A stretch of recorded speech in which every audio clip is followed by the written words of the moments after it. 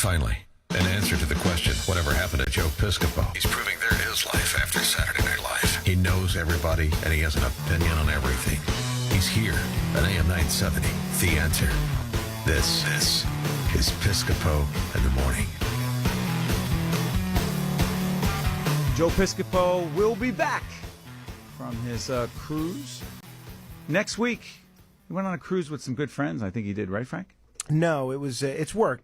You know, it's something called Malt Shop Cruise. So he's there with the Beach Boys, I think Dion and the Belmonts, and several other folks. This was something that he had booked prior to working here. He assured me he would never take off prior to Election Day or the whole week of Election Day, right? If it wasn't something he was already committed to. But Joe, to his credit, and I had my doubts about this, Steve, if he would go through this, he actually went to his local county board of elections 3 days ago. Did he vote? He did vote because he missed the deadline for mailing in an absentee ballot. So he went out of his way. He's got a schedule that makes the rest of us, look like we're just lazy. And he goes to the local board of elections and voted. So I was very proud of him to do that. He did his civic duty. Absolutely. Just like you did your civic duty and we're on jury duty, right? Grand jury, 11 days over 4 weeks. That was rough. Well, I'm Steve Adubato, and I did my duty by getting up and coming into AM 970 to host from 6 to 9.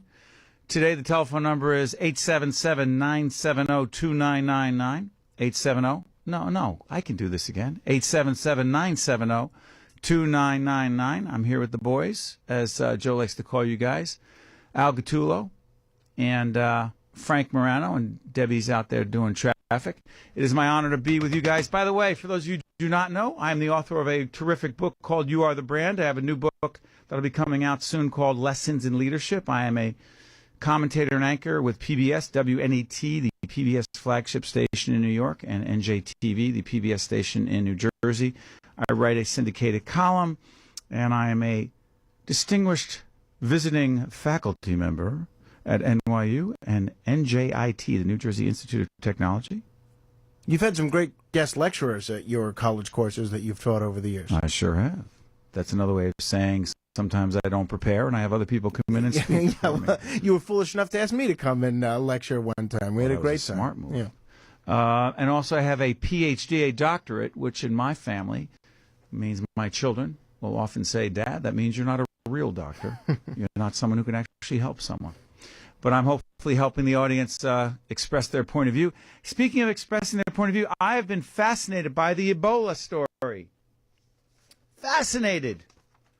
Because my doctorate is actually in media studies. And so I often study how we in the media cover things, whether we make sense of things, whether we add hype and hysteria to things, or whether we in fact help people better understand things. And I ask myself, how are we doing on the Ebola thing? Are we helping people make sense of it, or are we creating more hysteria? And I think to myself, how are we covering the whole story with Casey Hickox, right?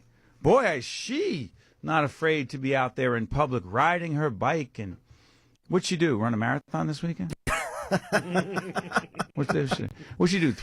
Donated blood. Did she donated blood? And she, Saturday Night Live did, in my opinion, not such a funny. I didn't think it was particularly funny. They did a routine about Chris Christie, who was very public in New Jersey, along with New York Governor Andrew Cuomo, about the quarantine, about the 21-day. Right? Hey, listen, you come back, you're a worker who was over there and exposed to Ebola patients. If you are symptomatic at all, which she was, she may say it was only because she was nervous, but apparently she did have a fever at the airport, and so they put her at University Hospital, that I know well, in New Jersey, in Newark, New Jersey, and then she was asymptomatic, and then they shipped her up to Maine, and then all of a sudden she was riding her bike and doing press conferences, and Saturday Night Live said she was giving out M&Ms outside of, like in her hand, she was throwing out M&Ms to kids, which actually wasn't true.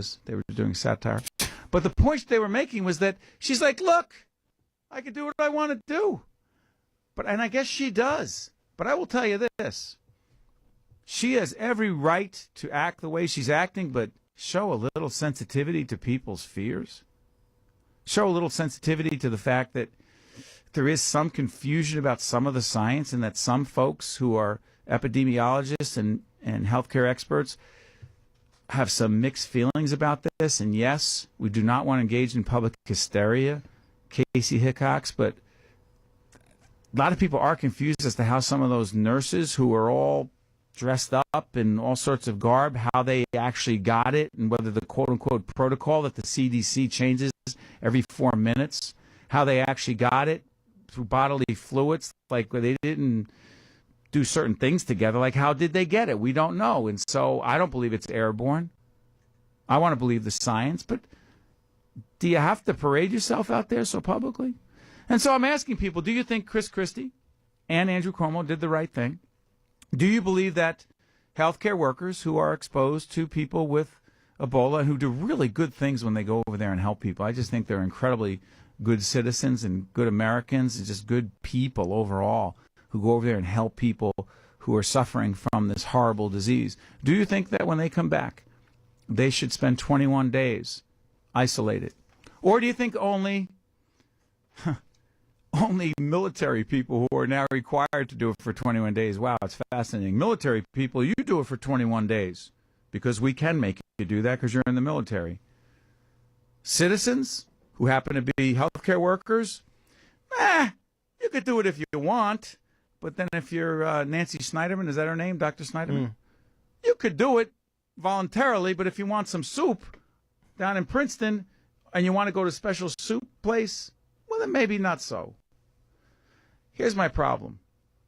I understand the hysteria. I also respect the science. We're going to have our good friend, Dr. Leon Smith, who is one of the nation's best, smartest infectious disease doctors, joining us at 7:25. We'll make some sense of this. But what do you think, folks? Should workers who are exposed directly to patients with Ebola, should they be quarantined for 21 days, whether they in fact show symptoms or not? It's a question of the role of the government. It's a question of freedom. It's a question of public safety. A lot of questions. The telephone number is 877-970-2999. 877-970-2999. And by the way, while you're at it, tell us about Stacey Hickox. I know she has a right to do it, but is she flaunting it in our face? That is the question I'm curious. Now, also, you could talk about politics and the fact there's an election tomorrow. And tonight on AM970, there's an election special. Al, who's hosting the election special? I believe it is the guy sitting to my left, Frank Morano. What time, Frank? 7 p.m. to 10 p.m., right after Joe Walsh. I hope everybody tunes in. We're going to have some fun. Good stuff. And where are you going to be from? I'm going to be here.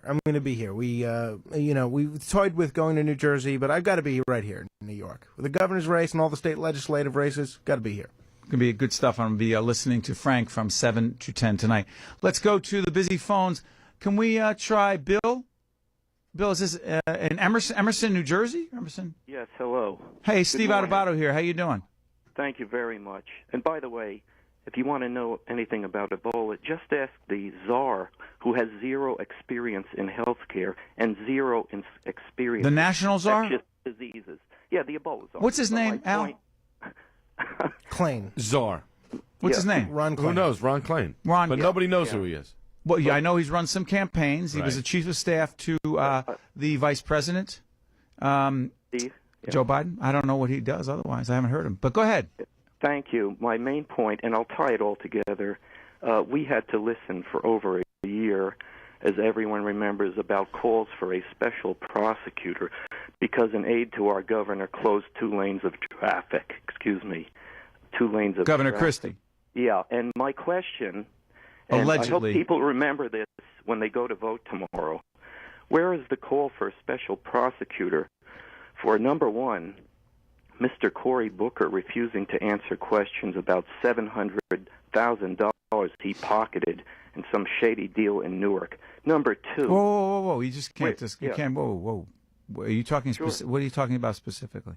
I heard on the news that he refuses to answer questions, and your previous guest didn't address this, of why he pocketed $700,000 in some deal where he appointed people to some type of commission. I'm sorry, I don't have the specifics. You can't do that. I got to think about that, Bill. All right, fair enough. We'll skip that. Okay. But where's Where's the call for the special prosecutor for Mr. Obama illegally using the IRS to target his political opponents, or Mr. Obama incompetent? Congress was investigating it.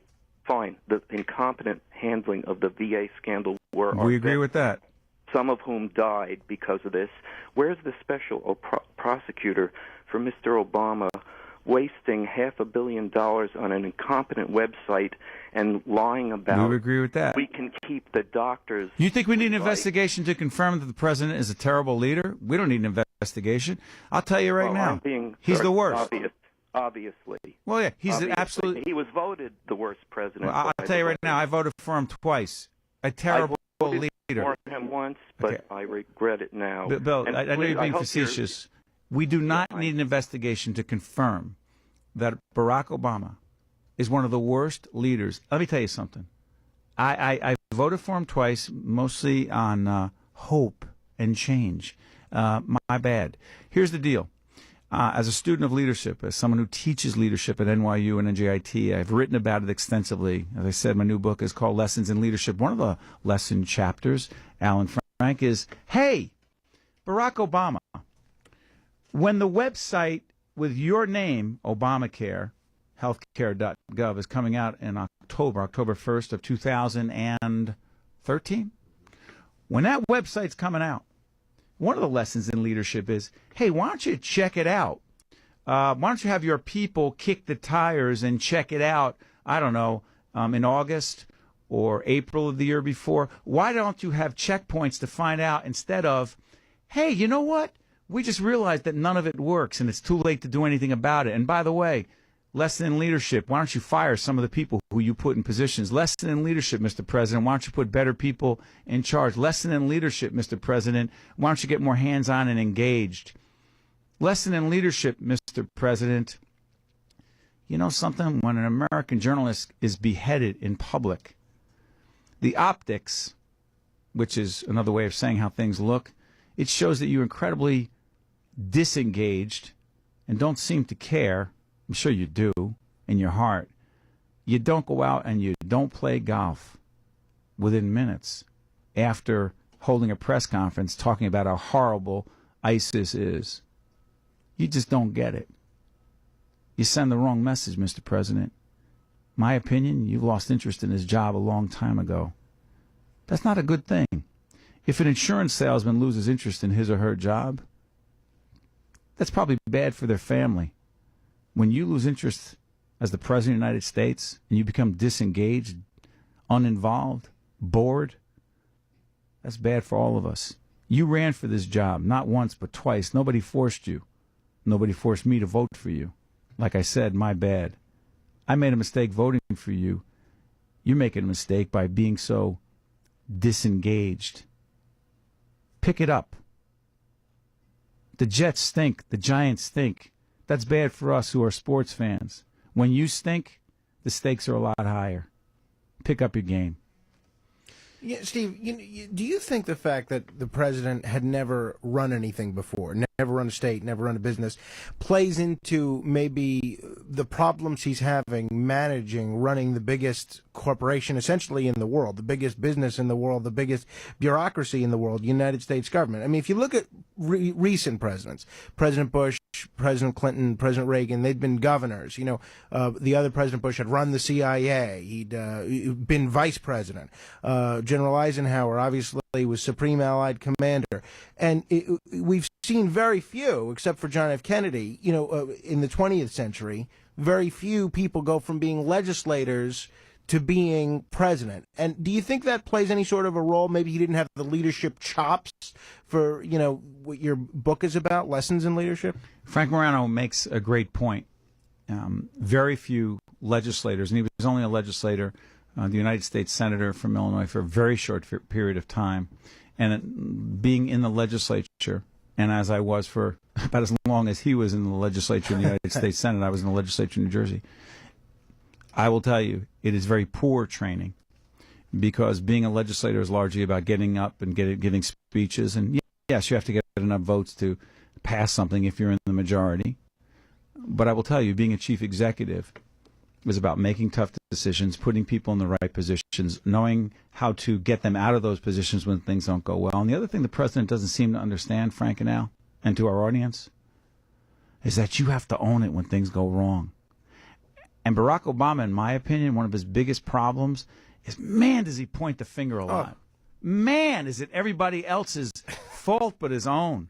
And listen, as someone who runs 2 companies every day, I run a private production company connected to PBS, and I also run a leadership development company where I do a lot of speaking and training around the country. When things go wrong, it doesn't matter who did what in your organization. You put those people in those positions. If a letter goes out with your name on it and a typo is there and a mistake happens, it's on you because you put that person in that position. Everything that happens in your company is yours. That's in companies that you run. If the president had run a nonprofit organization, he would know better. Frank is right. Some of us should have known better. The president ran nothing, and then he had to run everything. He doesn't get it, and we're paying the price.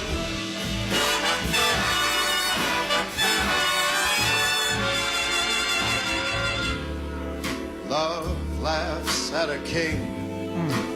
Kings don't mean a thing. On the street of dreams. On the Street of Dreams, Frank Sinatra. I'll tell you what, Steve Adubato here, sitting in for the king of morning radio, Joe Piscopo. It is my honor and pleasure to introduce the king of infectious disease in the country. My good friend, Dr. Leon Smith, knows more about infectious disease than anyone else in this country. How you doing, Dr. Smith? Hey, Steve, how are you? Good morning. I know that you thought that Piscopo would be here, but he's on a cruise working, so you have me, Dr. Smith. I'm sorry. What a pleasure. You're such a giant. You're so versatile. Oh, yes, I'm so versatile. Can you sing, Steve? I will be singing later. But I will not do it early enough to lose the entire audience. It'll be closer to 9 o'clock. By the way, we're on with Dr. Leon Smith, one of the country's top experts when it comes to infectious disease. By the way, Leon, tell everyone the name of your foundation. The Smith Infectious Diseases Foundation. Dr. Leon Smith, again, for 30, 40 years he's been at it. And Leon, I was talking about this young lady, Casey Hickox. Question. When she is out in public saying what she's saying, doing what she's doing on that bike, did you have any concerns when she was on that bike out in public at all? No, not really, because she never had fever. Her blood tests were negative. She was free of disease. So, when workers come back from treating, when doctors or Doctors Without People and Doctors Without Borders, doctors, nurses come back from treating patients with Ebola, and they come baback through Newark Airport, Kennedy Airport, just let's talk about our area here in the New York metropolitan area. If they come back and they have no symptoms, do you believe that for 21 days or whatever number of days that they should be self-quarantined? I like self-quarantine. With the new technology we have now, we can monitor these people, in Washington, D.C., by putting a bracelet on them or a thermometer detecting system. You can quarantine is changed from what it was in 1918 when my grandparents came over here in 1901, where they kept them in an asylum for tuberculosis. This is not as contagious a disease as some of the other, like influenza, like SARS. This is a touching kind of disease. The reason it's so bad is the lifestyle of the people in Liberia. Right. And they lie on top of the body for hours. After they die, they don't bury them right away. They continue to eat bats, and where the source of the virus is. 20% of the bats in Liberia have this the disease. They eat the bats. So we got to stop the culture help. Our culture helps a lot, and our medical care is the best in the world. They replace the platelets when they bleed. The diarrhea is a big factor. You give fluid. All these guys are doing well without treatment. They give them serum from people who have survived it. So I think we got a good handle on it. We were not well prepared. They kept changing the guidelines. Well, we'll stay on that. Hold on. We're on with Dr. Leon Smith, one of the country's top experts when it comes to infectious disease. Dr. Smith, do you feel that the Centers for Disease Control, the CDC, do you feel that they have handled this as poorly as I feel they have? But I'm a political, a media commentator. You are the expert on this. My sense is they've been very confusing on the protocol. What do you say, more importantly? I agree with you 100%. I think that Dr. Frieden could have done Thomas a better Frieden. job. Yeah, Thomas Frieden, when he was testifying before Congress, he confused the heck out of me. Yeah. Well, I think he meant well. I think CDC is going through a rough period of time with the anthrax scare a few months ago and other things. I think they've been cut from the finances from the federal government. It's not the same CDC that I knew years ago, and I think he kept changing policies. They were not prepared. This disease has been around a long time. Well, then why weren't they prepared, Leon? Well, I don't think it was a high priority thing. It was, it was in Africa. They didn't think it would come here, and when things are in Africa, it's a primitive society, and I don't think he took it seriously enough. I'm not sure he did it. What about the president? Well, I think I think the people in the White House. I heard Attorney Fauci, one of my dear friends, say that a lot of the controls came out of the White House. Now maybe, and I think what happened, I think the president was hoping this would go away. Yeah, hope is not a plan, Dr. Smith. You know what I'm saying? Hope is not a plan. Well, was that a good strategy to hope that it went away? Well, I think he was thinking geopolitically. He did not want to see the people of Africa get caught up in economics of it, the geopolitical. He did not want to see Liberia go under because nobody would deal with them. If you isolate them and quarantine them, what's going to happen to the country? No food coming in, no money. The country may go in anarchy. I think he was thinking more globally than he was just thinking of the United States. Let me ask you this. Do you believe that the fear that Ebola could become an epidemic in the United States is a fear that is warranted? No, it is not. It's not influenza. Influenza in 1918 killed 25% of the world's population. That's what we should be worried. Something that's transmitted by the respiratory system is much worse than by the sweat, the semen, and urine. That's the big thing. If you lived in Japan, this would not be a problem, would you? You bow. You and I talked about this years ago. That's right. Hand washing, bowing, rather than Italian kissing everybody. That's a big difference. And I think when you put people on quarantine, you should pay for them. They should be put in a resort, like these poor soldiers coming back. That's right. A resort, like Atlantic City is wide open. Let them put them down there. Let them have a good time while you put them in quarantine. Well, Dr. Leon Smith, my good friend and Joe's good friend as well. Also, full disclosure, Dr. Leon Smith has treated me and members of my family, and he is just an amazing doctor, an even better person. And to Leon, I want to say thank you for taking the time and joining us on AM 970, and all the best to you, Leon, and your family. Thank God bless you. God bless you and the family. Thanks. Thanks, buddy. Thanks, Stevie. That was Dr. Leon Smith. I mean, this guy knows it all, and thank you for putting things in perspective. I mean, how good is this guy? What is he, 65 years old? Jeez. First of all, he's still incredibly talented, putting out great music. You know, I like the old stuff better. Never liked the 44-1-5 shots, that song about the cops in New York City. But I digress. I don't like Bruce's politics sometimes, but I love his music. Steve Adubato here. The great Bruce Springsteen, they call him the boss. The only one greater is the chairman of the board, Frank Sinatra. Joe Piscopo does a great Sinatra, does a great Springsteen. I'm doing a great Joe Piscopo this morning from 6 to 9. I'll be back Friday morning for For those of you who do not know me, I am a not great, but not so bad broadcaster with PBS. I'm the author of a great book called You Are the Brand and a new book coming out called Lessons in Leadership, syndicated columnist. And sometimes I appear on this network that you're about to check out at the star of this network on the Fox News Channel.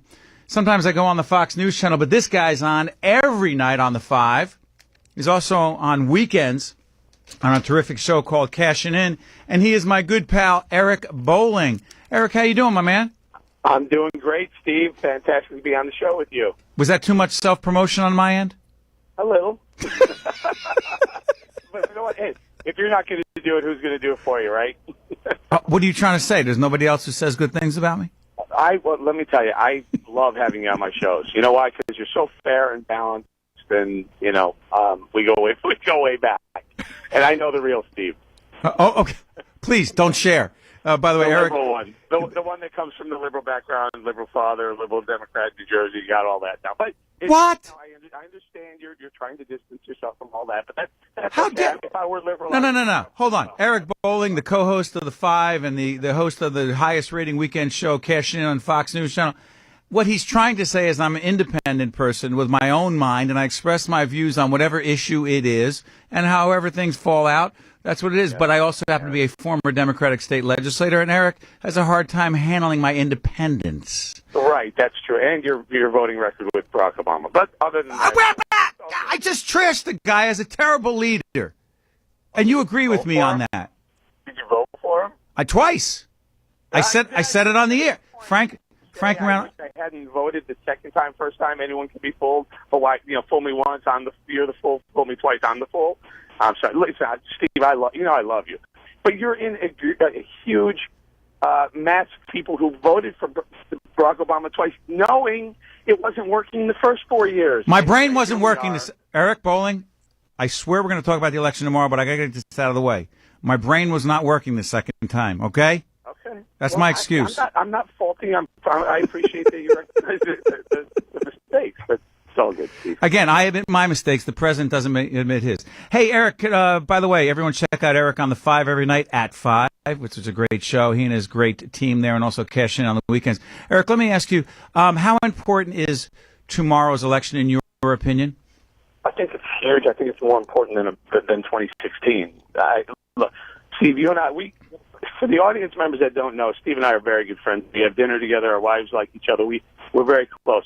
I think this is the most important election probably in my lifetime because it brings the GOP back to both houses, and then they can start to do the things that they want to do. I'm not one of these crazy right-wing nut jobs that says the minute you get the House, then they're going to start pressuring Obama to impeach him or to unravel Obamacare. Those things aren't on the table. They shouldn't be on the table. They probably won't be on the table. I think the first thing that a Republican Senate does is sit down and do some serious contemplating about, number 1, taxes, number 2, energy, and number 3, immigration. I mean, you have an opportunity to look really good in the public. You talk about young people, how they're pushing away from what's going on. Here's a good chance to say, look, the Keystone Pipeline needs to pass. We need to drill more. We're on our way to energy independence. That means jobs. That means cheaper fuel. That's good for everybody.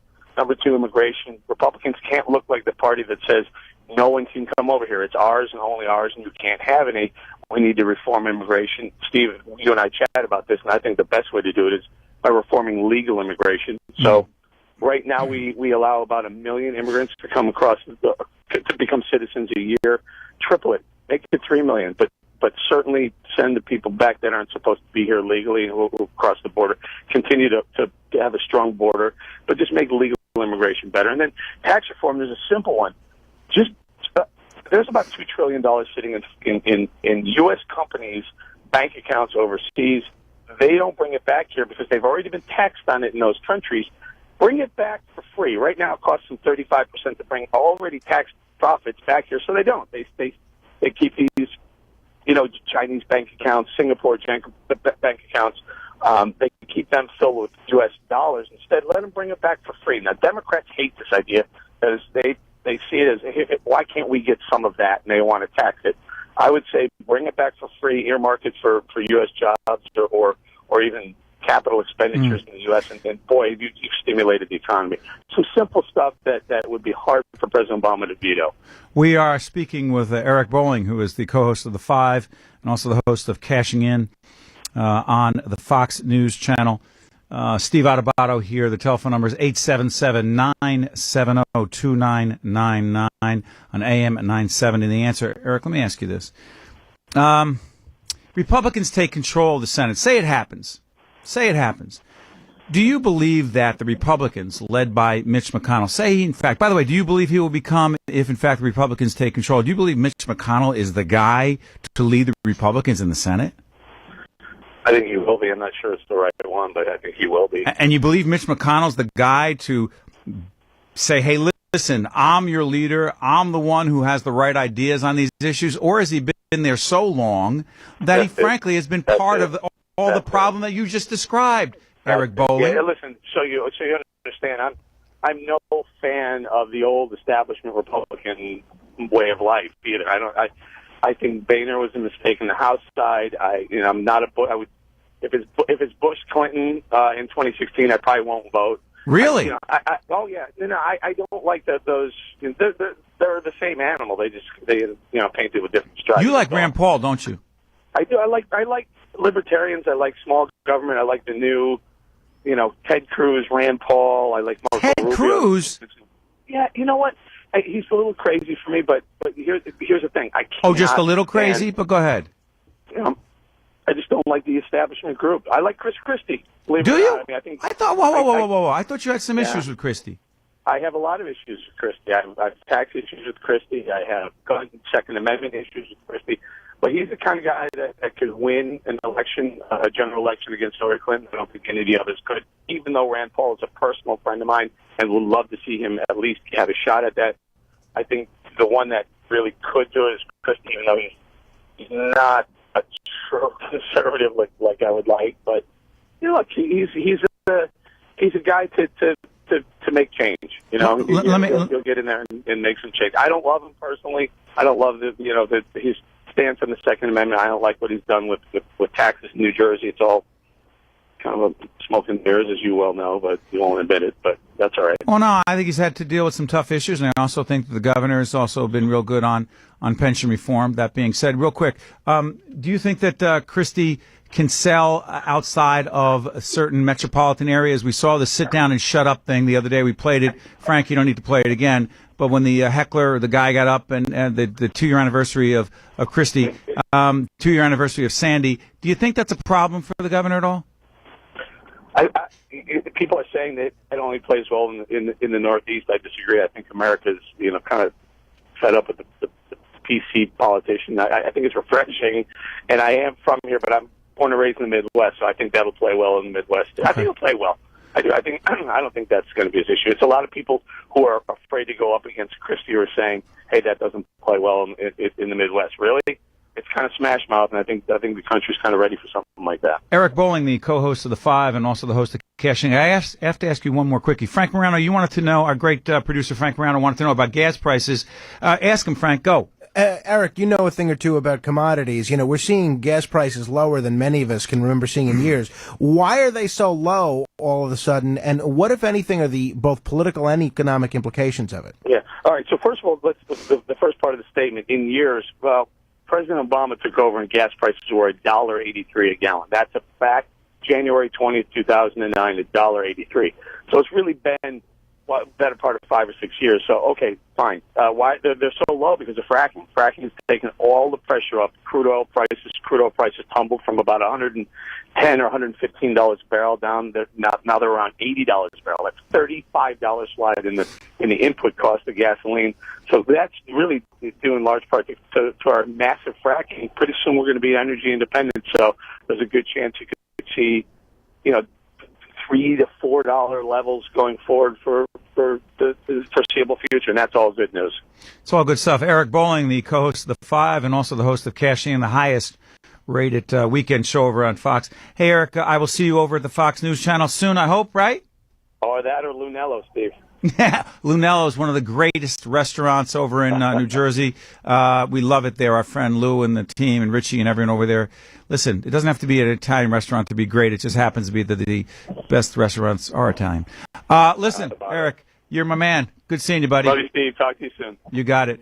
Listen, Steve Adubato here on AM970 for Joe Piscopo here with Al and Frank and Debbie Duhame with the traffic. Why don't we pick it up a little bit, Al? Next time, let's go with Springsteen. We've got to pick it up. The tables are empty. No disrespect to The dance floor's deserted. Frank.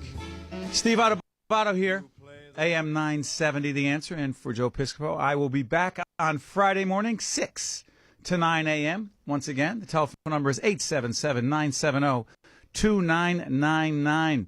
I am so glad I got the call from the man, Jerry Crowley. He said, Steve, come in. We're going to pay you $10,000 to come in today.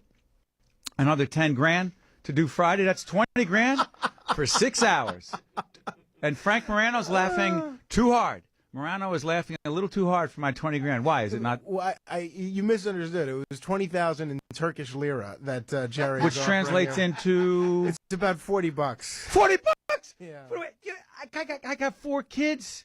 I've got an ex-wife. I've got a they beautiful enjoy wife. private school in Turkey. Actually, Turkish lira, it's a little less than that. It's about, Yeah, it's maybe about $3. $25. It's about So wait, $3. I'm getting $3 $3. for the Didn't even pay for your coffee. Starbucks. What, $5? $5 at Starbucks over right up here on Broadway, a couple blocks away. Well, I bring my own. Are you Brew it telling at home. me that the 2 days that I'm working here, I can't pay for my Starbucks? No. Well, you can. You can pay for one. Can't pay for the other. That means I must love Jerry Crowley and love AM970 and love Joe Piscopo and you guys, because it's not for the money. It's for the love of radio and love of this audience. Steve Adubato here. The telephone number is 877-970-2999. Hey, can we go to my attorney? Speaking of love, I love this guy. This is Nick Greco. He is a loyal listener to Joe Piscopo. He's also friends with Joe. He handles some of our legal business.